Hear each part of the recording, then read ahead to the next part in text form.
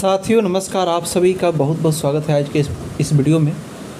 दोस्तों हमारे चैनल पे अगर आप नए हैं तो चैनल को सब्सक्राइब जरूर कर लीजिएगा, क्योंकि आपको इस चैनल पे आप देख रहे होंगे कि क्वेश्चन प्रैक्टिस के साथ साथ एजुकेशन जगत का तमाम अपडेट्स आप तक बहुत सटीक और फटाफट पहुंचता है। इसलिए आप चैनल पे अगर नए हैं तो चैनल को ज़रूर सब्सक्राइब कर लीजिएगा। चलिए आते हैं हम लोग प्रश्न की ओर। ठीक है, इधर कुछ दिनों से इरेगुलर हूँ प्रश्नों के अभ्यास में, लेकिन मैं आपको बार बार बताता हूँ और मैं फिर से आपको जानकारी दे दूँ कि बहुत जल्द आपको रेगुलर क्वेश्चन प्रैक्टिस के साथ भी मैं मिलूँगा। तो साथ ही आप धैर्य बनाए रखें। आपका साथ मिल रहा है, मुझे बहुत अच्छा लगता है और आपके लिए मैं प्रयासरत हूँ। कुछ कारणों से थोड़ा सा मैं इधर अपने आप को समय नहीं दे पा रहा हूँ, थोड़ा सा बिजी शेड्यूल है, कुछ कारण है व्यक्तिगत, जिसके कारण ना मैं आपके लिए किताबों के अंदर से प्रश्न निकाल पा रहा हूँ, ना क्वेश्चन का प्रैक्टिस करा रहा हूँ। लेकिन जल्द ही ये समस्या का समाधान होगा और लगातार अपडेट्स के साथ साथ ही क्वेश्चन प्रैक्टिस तमाम चलते रहेंगे। तो चलिए क्वेश्चन को हम लोग फटाफट देख लेते हैं। नाट्य शास्त्र के किस अध्याय में सुशिर वाद्य का वर्णन है? साथियों यहाँ पे अशुद्धि हो अगर, ठीक है, जैसे ये क्या बोलते हैं, ये हो या इस तरह से कुछ भी आपको लगे कि स्क्रीन पे अशुद्ध लिखा हुआ है तो आप लोग उसको ना देखिएगा। यहाँ पे हिंदी का हम लोग एग्ज़ाम नहीं दे रहे हैं, टाइपिंग करते वक्त थोड़ी सी परेशानी हो जाती है, ठीक है। तो बस आप क्वेश्चन को समझते हुए आंसर करना। देखिए आते हैं प्रश्न पे। नाट्य शास्त्र में कुल कितने अध्याय हैं? कुल 33 अध्याय नहीं 36 अध्याय प्राप्त होते हैं, ठीक है। लेकिन उसमें 6 अध्याय आपको प्राप्त होते हैं किसके? म्यूजिक के, 28 से 33 तक, जिसमें 30वें अध्याय में सुशिर वाद्य का वर्णन है। अगला क्वेश्चन, निम्नलिखित में पंडित लोचन के द्वारा लिखित ग्रंथ कौन सा है? तो राग तरंगिणी उसका सटीक आंसर हो जाएगा। अगला क्वेश्चन, यदि जाति में शुद्ध जातियों की संख्या 7 है तो विकृत जाति की संख्या कितने प्राप्त होते हैं?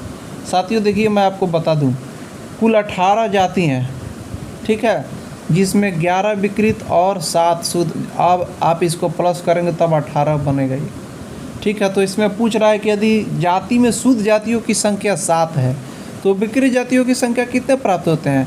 तो जब 7 शुद्ध है 18 में से तो 11 ही ना प्राप्त होंगे, 11 इसका आंसर हो जाएगा। अगला क्वेश्चन है, तान शब्द का उल्लेख सर्वप्रथम किस ग्रंथ में प्राप्त होता है? देखिए नारदीय शिक्षा, नारदकृत नारदीय शिक्षा एक ग्रंथ है, ठीक है, नारदीय शिक्षा, जिसमें तान शब्द का सर्वप्रथम उल्लेख प्राप्त होता है। ऑप्शन में नहीं है तो इनमें से कोई नहीं आंसर हो जाएगा। चलिए, सितार में चिकारी के तार कितने होते हैं? 2 चिकारी के तार होते हैं साथियों, ठीक है, 6ठा और 7वां, ये आपका आंसर हो जाएगा। अगला क्वेश्चन है, प्रबंध के धातु में किसके बिना प्रबंध का पद पूरा नहीं हो सकता है?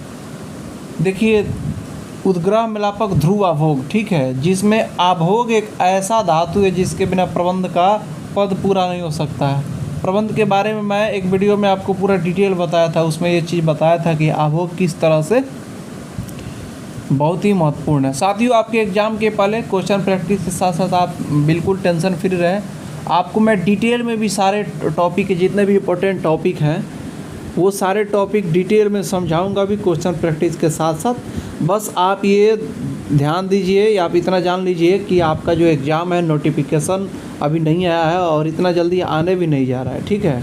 क्योंकि अभी टीआरई 3 का ही रिज़ल्ट आप लोग देख रहे हैं, अभी तक कोई सूचना प्राप्त नहीं है। अभी सुनने में आ रहा है कि अक्टूबर के लास्ट तक चला जाएगा। मुझे तो लगता है अक्टूबर के बाद नवंबर में ना चला जाए, ऐसा मेरा मानना है। तो उसके बाद ही आपके टीआरई 4 का वो दिखाई देगा वैकेंसी वगैरह, ठीक है, उसमें समय है।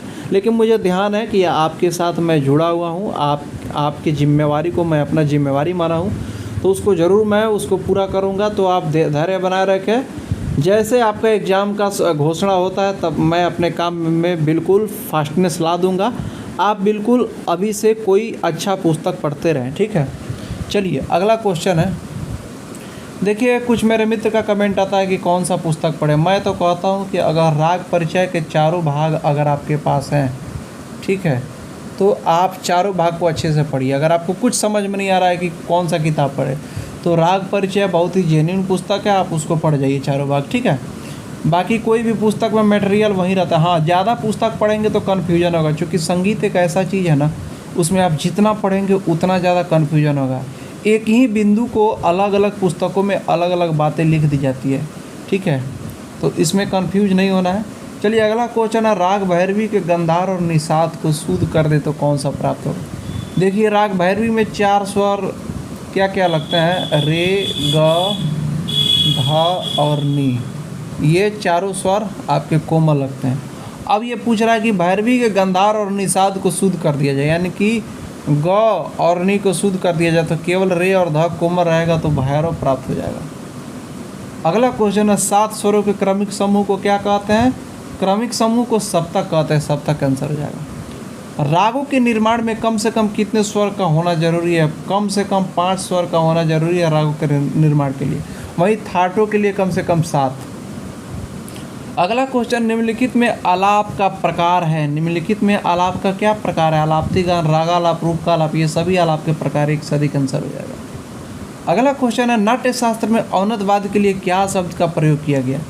देखिए नाट्य शास्त्र में औनतवाद के लिए, स्पेशली औनतवाद के लिए पूछ रहा हो, जब स्पेशली औनतवाद के लिए जब पूछे ना तब यहाँ पे भांड हो जाएगा, ठीक है, आप आतोद को ना मानिएगा, स्पेशली औनतवादी को पूछ रहा है, ठीक है, औनतवाद को। नाट्य शास्त्र में कुतुब को कहा गया था वाद्य, ठीक है, लेकिन यहाँ पे औनतवाद पूछ रहा है तो औनतवाद को भांड कहा गया था।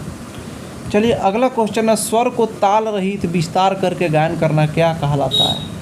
देखिए ये पूछ रहा है कि स्वर को ताल रहित यानी कि ताल के बिना विस्तार करके गायन करना क्या कहलाता है। सरगम गीत में ताल लगता है बिल्कुल, भजन भी ताल के बिना आप नहीं गा सकते, लेकिन स्वर समूह है, आप बिना ताल का आप आलाप के माध्यम से उस राग का स्वरूप विस्तार करके लोगों तक या खुद को समझा सकते हैं कि मैं इस राग को गा रहा हूँ, तो ये आंसर हो जाएगा। कॉन्सेप्ट के साथ समझना है। देखिए सबसे पहले मैं आपको बता देता हूँ कि आप केवल क्वेश्चन प्रैक्टिस पे ही डिपेंड ना रहिए। मैं बार बार बोलता हूँ कि कोई भी अच्छी पुस्तक आप चूज करिए, उसको खूब अच्छे से पढ़िए और उसके बाद में मैं ये नहीं कहता हूँ कि आप केवल मेरा ही आप क्वेश्चन रिवाइज करिए, किसी का भी क्वेश्चन आप रिवाइज कर सकते हैं, कोई इशू नहीं है, जो भी अच्छा करा रहे हो। हाँ मैं ये कहता हूँ कि मैं आपको जो क्वेश्चन प्रैक्टिस कराता हूँ ये मैं खुद स्टडी करके मैं खुद पढ़ के क्वेश्चन निकालता हूँ जो आपके सिलेबस के अंदर से निकलता है, ध्यान में रख करके मैं बनाता हूँ जिस तरह का प्रश्न पूछने की ज़्यादा संभावना होती है। चलिए अगला क्वेश्चन है, संगीत रत्नाकर के किस अध्याय में ताल का उल्लेख है। देखिए स्वर राग प्रकीर्ण प्रबंध ताल वाद्य नृत्य 7 अध्याय हुए, जिसमें स्वर राग प्रकीर्ण प्रबंध ताल 5वें अध्याय में आपका ताल का क्या बोलते हैं उसका उल्लेख है, लेकिन इसमें ऑप्शन में 5 है नहीं, इनमें से कोई नहीं है, इसका आंसर हो जाएगा। अगला क्वेश्चन, निम्नलिखित में प्राण वायु का संबंध किससे है। देखिए नाद में 2 शब्द लगा हुआ है, ठीक है, नाद जिसको नकार इसको बोलते हैं, ना से नकार द से दकार। नकार का मतलब होता है प्राण वायु, ठीक है, और दकार का मतलब है क्या, अग्नि शक्ति। तो प्राण वायु का संबंध यहाँ पे किस में, अकॉर्डिंग टू ऑप्शन नकार आंसर हो जाएगा। थाटों में कितने स्वर का होना अति आवश्यक है, मैं आपको बताया हूँ कि 7 रहना आवश्यक है, इनमें से कोई नहीं, इसका आंसर हो जाएगा क्योंकि ऑप्शन में 7 नहीं है। विष्णु दिगंबर पलुस्कर ने गंधर्व महाविद्यालय की दूसरी शाखा किस जगह खोली। तो दूसरी शाखा मुंबई में खोली, पहली लाहौर में खोली थी, ठीक है। चलिए अगला क्वेश्चन, निम्न में माइनर स्केल राग किसे कहते हैं। असावरी को माइनर स्केल राग कहते हैं, ठीक है। राग प्रदीप के समस्वरीय जैसा राग कौन सा है। समस्वरीय का मतलब होता है समप्रकृति, तो इसका आंसर भीम पलासी हो जाएगा। अगला क्वेश्चन है, तार सप्तक के सा का आंदोलन संख्या क्या है। देखिए मैं आपको बता दूं कि मध्य सप्तक के सा का कितना आंदोलन संख्या होता है, 240, और तार सप्तक उससे 1 सप्तक आगे, मध्य सप्तक से जब 1 सप्तक आगे हम लोग बढ़ते हैं तो प्रत्येक स्वर के आंदोलन संख्या में मल्टीप्लाई 2 करिए, चूँकि दोगुना उसका स्वर क्या बोलते हैं आंदोलन संख्या हो जाता है। तो 240 का दोगुना जब करेंगे तो 480 प्राप्त होगा, ऑप्शन में नहीं है, इसलिए इनमें से कोई नहीं आंसर हो जाएगा, ठीक है। अगला क्वेश्चन है, संगीत रत्नाकर में कितने गमक प्राप्त होते हैं। तो संगीत रत्नाकर में आपको 15 गमक प्राप्त होते हैं, ठीक है। वहीं आपको दक्षिण संगीत में 10 प्राप्त होते हैं। आंसर तो हम लोग का ये हो जाएगा, लेकिन मैं आपको थोड़ा सा गमक के बारे में बता दूं। संगीत रत्नाकर में 15 गमक प्राप्त होते हैं। संगीत परिजात में 20 गमक के बारे में कहा गया। दक्षिण संगीत में 10 गमक के बारे में कहा गया, लेकिन अकॉर्डिंग टू क्वेश्चन आपको नेट में भी मानता है और बीपीएससी वगैरह हर एग्जाम में मानेगा, ठीक है। अगर संगीत रत्नाकर का स्पेशली बात नाम रख के पूछ ले तब तो आप 15 लगाएंगे ही। अगर नॉर्मल पूछे कि गमक कितने प्रकार के हैं तो भी आप 15 आंसर लगाएंगे। साथ ही मैं आपको सूचना दे दूं कि एजुकेशन गैंग में आपके यूट्यूब के साथ साथ टेलीग्राम भी है, दोनों जगह फॉलो कर लीजिएगा, क्योंकि दोनों जगह पे आपको मटेरियल वगैरह मिलते रहेंगे। टेलीग्राम पे PDF मटेरियल वगैरह तमाम अपडेट्स मिलते रहते हैं। तो चलिए साथियों, मिलते हैं नेक्स्ट वीडियो में, तब तक के लिए आपका बहुत बहुत धन्यवाद।